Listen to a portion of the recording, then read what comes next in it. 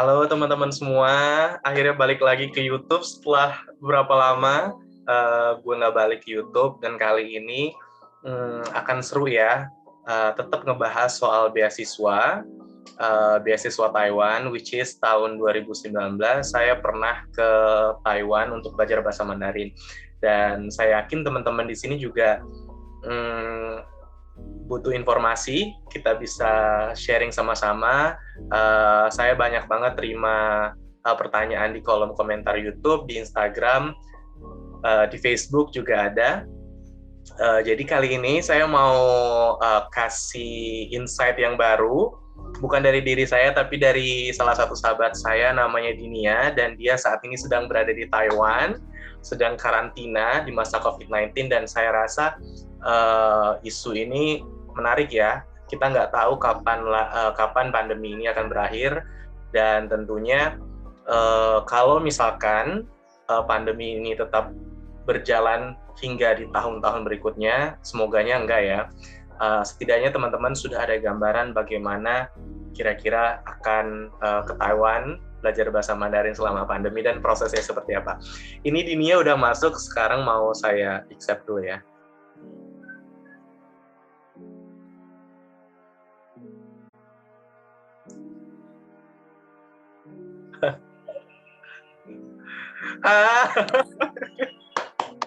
Hai, halo. Kameranya ini deh. Kamu pakai handphone ya?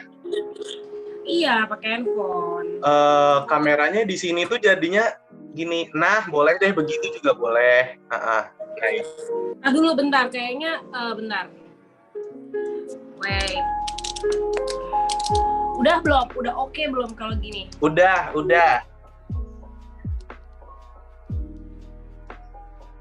Halo. Hai, apa kabar? Aku WhatsApp. Hai, kabar baik. Aku WhatsApp ada info yang mau kasih tahu. Ya udah, sip. Apa kabar Dinia? Baik, sehat. Sehat ya. Hari ini cerah, jadi aku juga cerah. Cerah, alhamdulillah. Aduh, mulai dari mana ya? Mulai dari mana? Kabar baik, cuma hari ini lagi kerja, tapi lagi sempet-sempetin buat bikin YouTube ya, kita ngobrol bareng.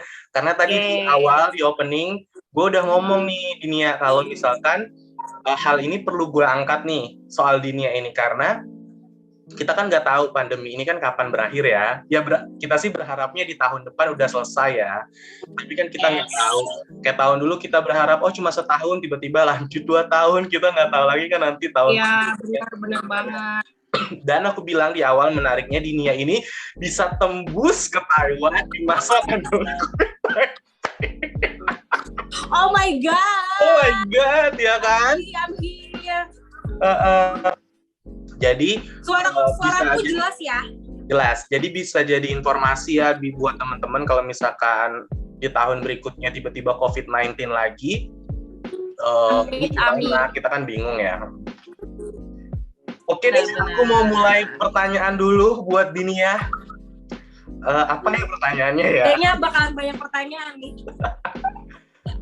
Di sini teman-teman mungkin banyak yang belum tahu, jadi boleh dong Dinia perkenalin dulu dirinya, terus kesibukannya apa, backgroundnya itu seperti apa. Oke, halo semuanya, kenalin nama aku Dinia, aku temannya Teddy. Aku kesibukannya kerja sebagai jurnalis di salah satu media, sampai sekarang juga masih kerja. Mungkin itu aja sih kesibukannya, selain main-main kemana-mana ya kerja. Background pendidikan dong, Backgroundnya apa ya? Backgroundnya jurnalistik sih, memang kuliahnya komunikasi, jurnalistik kata gue, jurnalistik. Bukan nyambungin listrik ya? Enggak ada jurnalistik, terus kerjanya juga jadi jurnalis. Itu sih paling.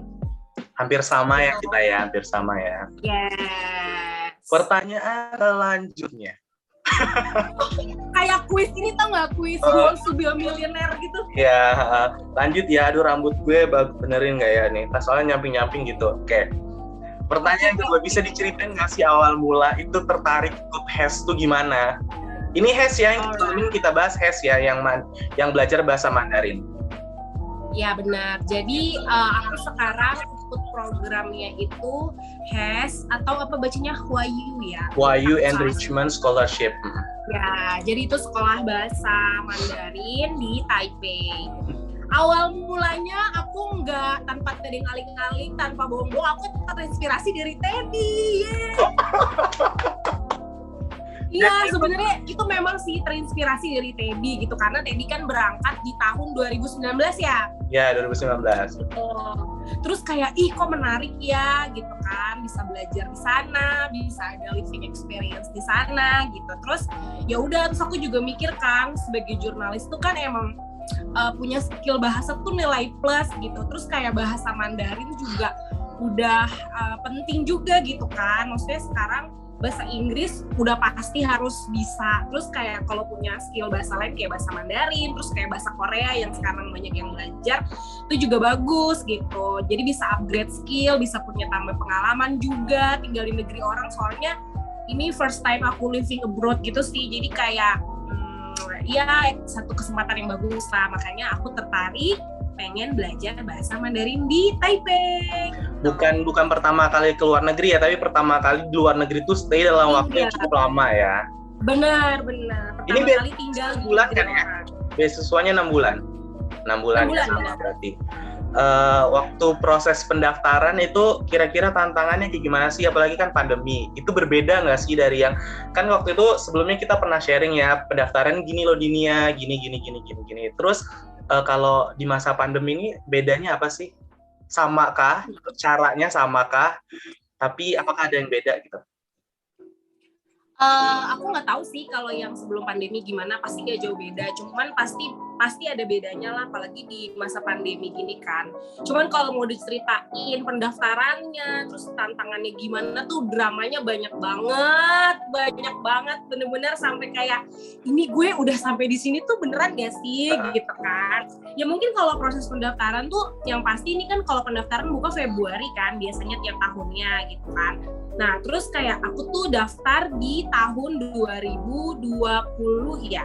2021, sorry. Iya, 2021. Aku daftar di 2021. Nah, di posisi itu aku daftar tapi belum tahu nih bakalan berangkat apa enggak. Soalnya kan teman-teman yang diterima di tahun 2020 pun belum bisa berangkat kan karena pandemi gitu. Jadi kayak aku daftar tuh gambling aja gitu.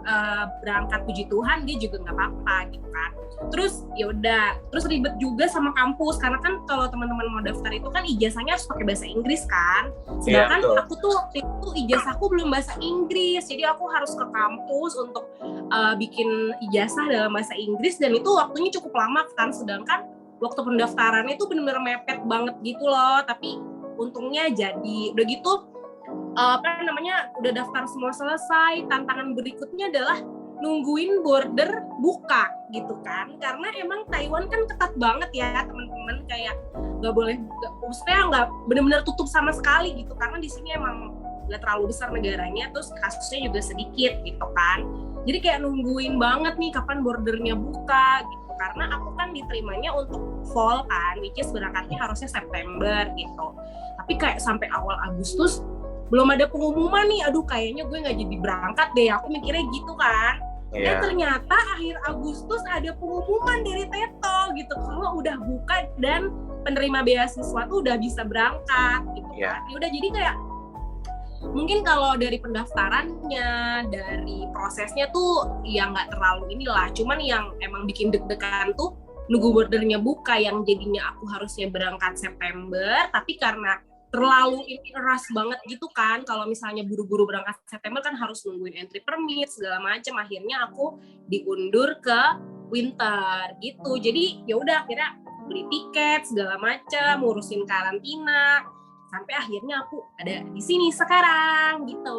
Jadi nanti belajar di Taiwan 6 bulan ini winter sampai spring ya. Itu sampai bulan apa sih? Iya. Nanti kalau spring? Sampai bulan Juni kayaknya deh. Juni ya, sebelum Mei akhir lah. Ya.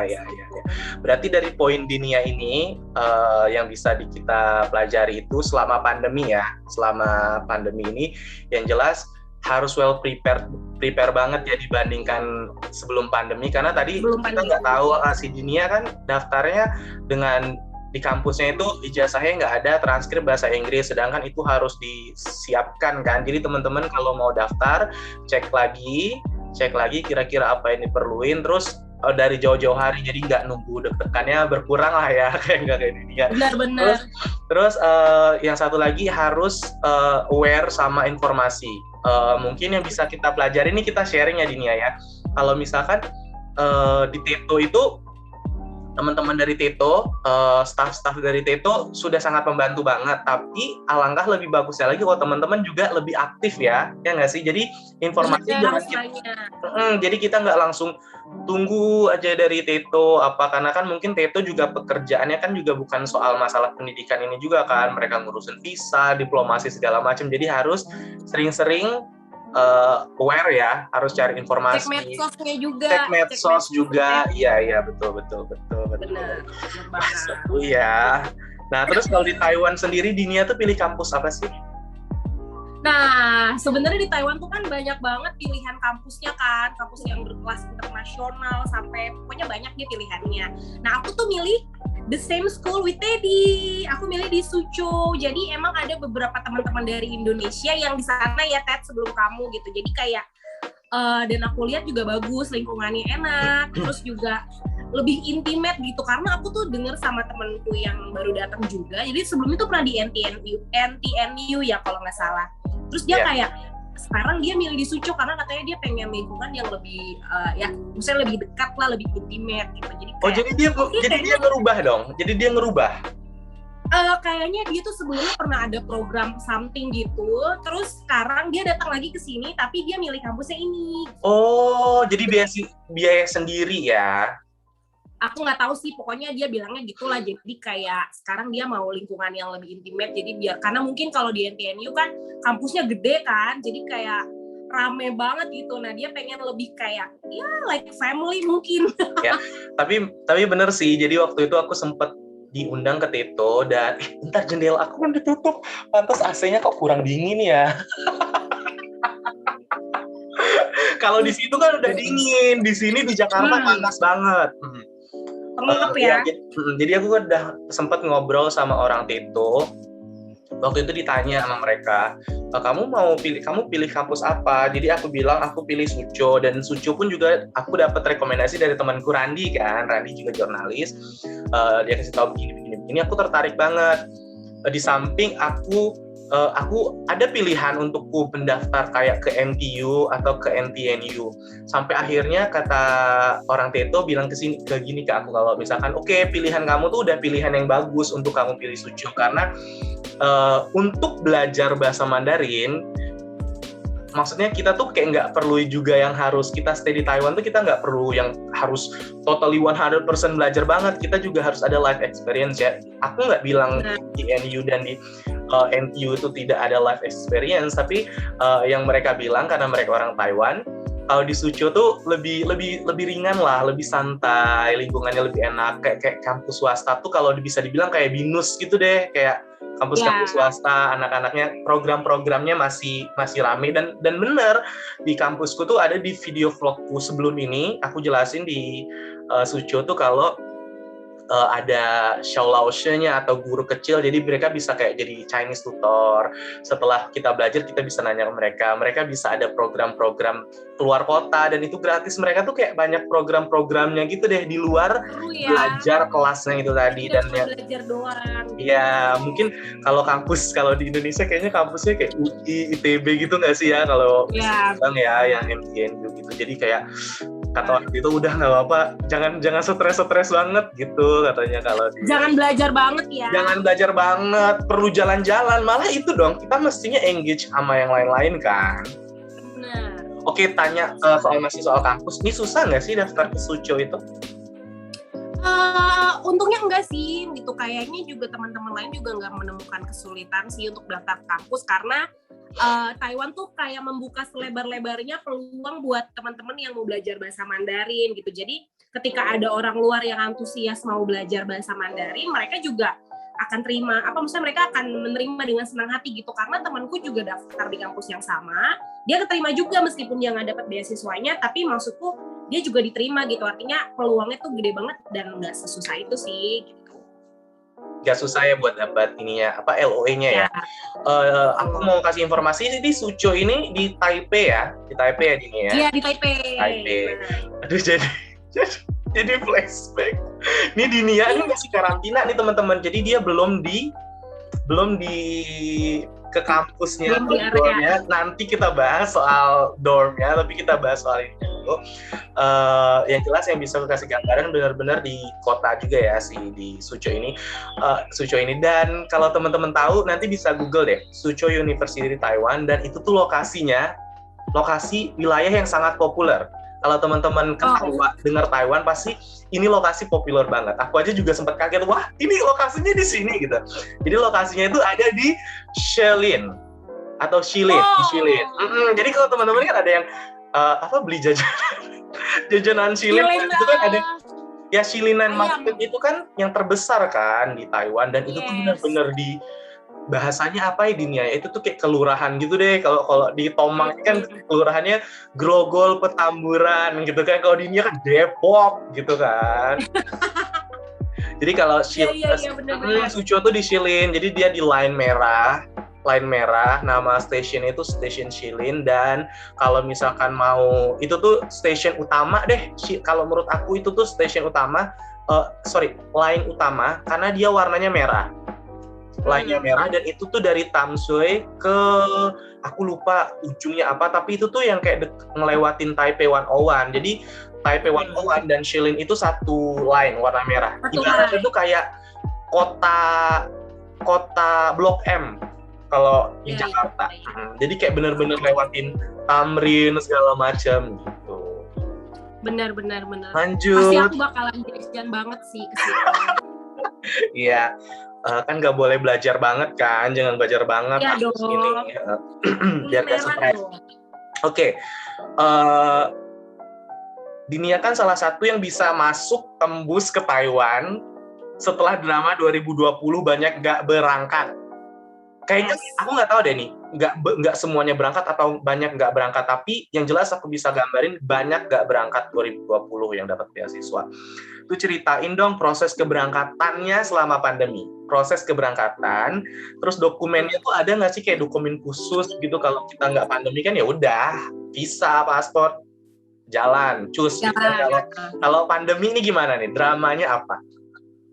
Kalau mungkin kayak travel pada umumnya ya harus punya PCR yang pasti. Jadi kalau ke Taiwan itu PCR-nya 3 kali 24 jam. Jadi kalau misalnya teman-teman berangkat, kayak aku kemarin tanggal 12 berangkat, aku tanggal 10-nya udah PCR. Jadi masih masa berlaku kan. Nah, terus kalau untuk dokumen-dokumen yang disiapin sih sebenarnya nggak jauh beda. Yang pasti ini ada, aku lupa nama linknya apa, pokoknya itu kayak buat quarantine system gitu. Kita harus ngisi kayak kita tibanya hari apa, terus pesawatnya nomor berapa penerbangannya, gitu-gitu kan. Nah, jadi ketika sampai di Bandara Suta, di Soekarno-Hatta, ditunjukin tuh, aku udah mengisi, mungkin kalau di Indonesia kayak e-hack gitu loh, jadi kayak deklarasi kesehatan gitu. Nah, itu diisi, terus di screenshot, terus PCR pasti harus dan harus bahasa Inggris ya, PCR-nya harus bahasa Inggris, dan ada PCR-nya di Indonesia, PCR Indonesia kan? Indonesia. Jadi PCR-nya tuh harus hasilnya dalam bahasa Inggris dan harus ada QR code-nya, jadi bisa di-scan gitu. Terus entry permit itu udah pasti, jadi entry permit itu dikeluarkan sama Kementerian Pendidikan kan, nanti sekolah akan kirim by email, kita harus print itu dalam bentuk berwarna, dan mungkin sama bawa kayak ya pasti paspor, visa. Teman-teman juga pasti ini. Jadi kemarin ada kasusnya salah satu temanku yang berangkat juga, dia itu udah sampai bandara nggak bisa jalan gara-gara di visanya itu nggak ada tulisan special entry permit for COVID-19 outbreak. Nah, itu tuh agak membingungkan juga sih, mungkin ada kesalahan atau apa. Jadinya dia pesawatnya di reschedule ke sore hari gitu. Jadi kayak aku juga kemarin sebelum berangkat dicek dulu sama pihak maskapai, ini udah ada belum gitu, karena di visanya itu jelas udah ada kalau udah ada izin masuk spesial untuk masa pandemi gitu. Jadi itu aja sih yang disiapin. Nanti pas sampai di kan aku transit di Singapura sih nggak ada pengecekan apa-apa, cuman begitu sampai di bandara di Taipei itu nanti kita kayak ditunjukin juga dokumen-dokumennya itu buat proses selanjutnya kayak imigrasi dan segala macamnya gitu loh. Paling itu sih dokumen yang penting banget disiapin. Itu sampai kamu kan transit di Singapura, kalau yang Taiwan oke, langsung gitu kan. Ini kalau waktu transit di Singapura itu kira-kira ini nggak sih kayak ada dicek lagi nggak sih, ada PCR lagi atau gimana? Sampai keluar dari pesawatnya Singapura itu mau transit, jalan aja, kalau aku sih nggak ada kucuk atau hey ada dari mana ada gitu, nggak gitu ya? Enggak sih, jadi kemarin untungnya transitnya cuma sebentar kan, cuma kayak 1,5 jam, jadi turun langsung menuju ke terminal untuk pesawat selanjutnya, dan itu nggak ada pengecekan apa-apa sih. Normal kayak kita tanpa pandemi ya, waktu ke Singapura itu transitnya? Iya, yang jelas nggak boleh keluar dari imigrasi kan, maksudnya dari imigrasi jalurnya lah ya, udah jalurnya ke sini, kalau lu mau transit lagi transit ke sini. Transit. Ya. Jadi ya pokoknya kalau transit bolehnya di area bandara aja, cuman nggak ada pengecekan lagi sih, karena udah diceknya ketat tuh, di Indonesia udah dicek. Ya. Baiklah kalau gitu, pertanyaan selanjutnya adalah, ini sampai di Taiwan, sampai landing kan, nah sampai di Taiwan tuh apa yang Anda lakukan? Apa yang mereka lakukan ke Anda? Gimana? Nah ini nih, sebenarnya ini deg-degan banget sih waktu aku di pesawat mau turun ke Taipei itu, kayak jadi kampus tuh udah ngasih instruksi kan, pas nyampe harus ini, aku tuh sampai udah ngafalin banget gitu loh, kayak oke, gue nanti pas sampai jangan bikin malu bangsa dan negara gitu kan, gue nyampe nggak boleh terlihat bodoh gitu. Nggak boleh terlihat bodoh ya. Jadi gue udah ngafalin step-stepnya segala macem, meskipun memang nanti juga bakalan ada, jadi kita nanti harus nyamperin counter bagian Kementerian Pendidikan gitu kan, untuk lapor diri gitu. Jadi kayak aku udah siapin nih, udah prepare gitu. Begitu aku turun dari pesawat, baru keluar dari itunya, dari yang itulah pokoknya, sudah ada yang menungguku. Kayak wah, ditulis banget namanya, Dinia Indonesia gitu. Dinia Adrian Jera from Indonesia, terus kayak Dinia gitu, si orang Kementerian Pendidikannya tuh udah nunggu dan nyebut nama gitu, terus gue kayak langsung lega banget, kayak iya. Aku takut tersesat gitu. Iya. Apalagi ini kamu pertama kali ke Taiwan kan ya? Pertama kali ke Taiwan, terus kemudian buat tinggal, dan ini pandemi, jadi kan beda banget kan. Iya, double triple pressure ya. Banget gitu kan, takut kaku, takut salah gitu kan. Udah kita sampai, terus langsung dianterin untuk beli SIM card. Bentar deh, itu waktu keluar, itu kan ada proses imigrasi, samakah dicap-cap atau ditanya-tanya lagi? Belum, jadi imigrasi tuh nanti terakhir. Jadi ini langsung, jadi turun dari pesawat, langsung kayak pintunya sebelah kiri tuh langsung beli SIM card dulu. Oh, soalnya bukannya kalau normal nih ya, kayaknya kalau normal kita tuh yang kayak keluar imigrasi dulu nggak sih, baru dijemput orang. Masa dijemput orang? Ya kalau aku dijemputnya literally di depan pintu pesawat, beneran ini. Oh tadi gue kira lu tuh dijemputnya tuh dipegang begini tuh yang di depan orangnya banget, yang kayak taksi gitu kan. No, ini bener-bener baru keluar dari kabin pesawat, baru keluar di depan yang penyambung langsung. Iya, apalah namanya? Iya. Garbarata, itu namanya Garbarata. Baru ngelewatin itu sudah ada. Jadi bener-bener, ya ampun, aku seneng banget karena bener-bener didampingi dari literally gue kucruk keluar dari pesawat sampai gue gitu. Jadi prosesnya beli SIM card dulu. Habis beli SIM card, terus kayak ada meja. Kamu ngomong mau beli SIM card? SIM card? Iya, jadi ditanya sama si dari Kementerian Pendidikannya itu kayak Siapa namanya? I don't know. Pokoknya orangnya pasti susah kan nginget nama orang Chinese. Tapi orangnya baik banget, cewek, helpful banget. Cewek. Beda-beda sih, katanya ada yang dijemput sama cowok, tapi aku sama cewek dan dia super baik banget, helpful banget. Jadi kayak nyampe, beli SIM card, terus habis dari beli SIM card, terus kayak ada meja-meja untuk dikasih tahu bahwa kamu akan karantina di sini, kamu akan keluar di tanggal segini, terus nanti di hari kesekian kamu ada PCR, terus aku dikasih alat antigen mandiri gitu, jadi nanti di hari keberapa gitu aku harus tes antigen. Nah, setelah itu habis keluar langsung kayak ada surat imigrasi gitu loh, kayak kertas kecil gitu, kayak nyampe jam berapa segala macem. Setelah dari situ langsung ke imigrasi. Dari imigrasi cuma ditanya, oh kamu sekolah ya? Sekolah ya, iya benar. Sekolah ya di mana? Sampai tanggal berapa? Oke, have fun. Udah selesai. Persis sama banget aku begitu kalimatnya, ditanya kemana, sekolah, have fun. Udah gitu doang beneran. Iya, maksudnya nggak ada yang, aku pernah ya ke luar negeri dan kayak ditanya-tanya sama imigrasi tuh yang kayak benar. Udah tuh, aku bawa koper 3 ya, jadi aku bawa koper banyak gitu kan. Terus aku kayak nyampe, oke, dia bilang, oke kita nungguin bagasi kamu gitu.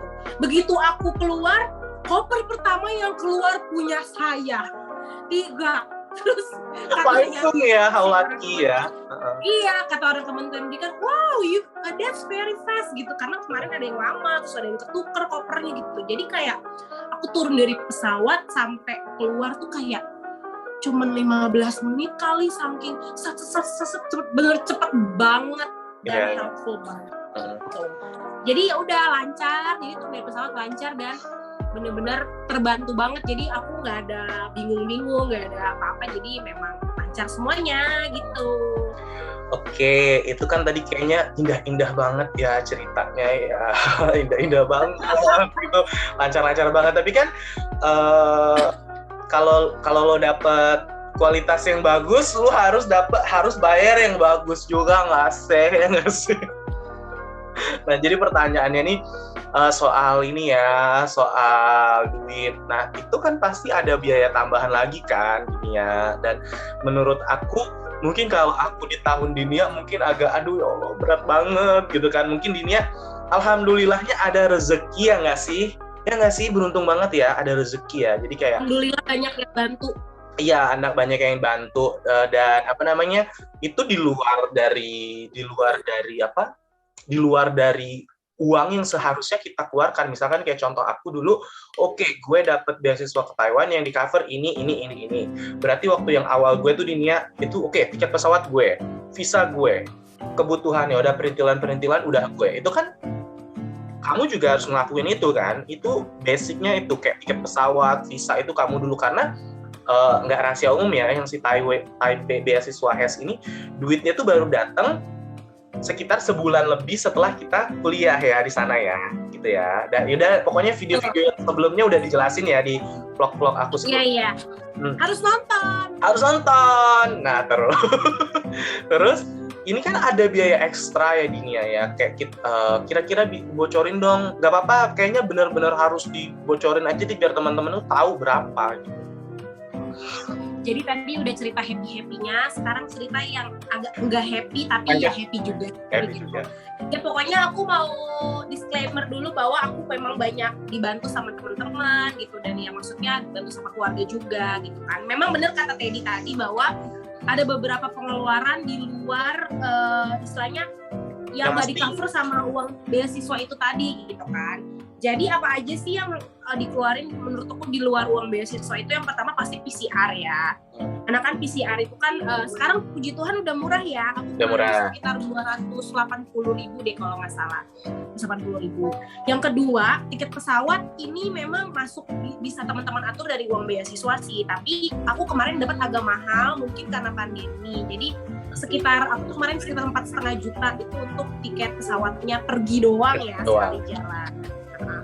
Kemudian apalagi nih biaya yang harus dikeluarin, maksudnya uang cash yang harus dikeluarin. Yang ketiga adalah buat beli SIM card. Sebenarnya visa dulu. Oh iya deh, visa. Kalau visa itu kemarin berapa ya? 700.000 kalau nggak salah. Sama lah ya.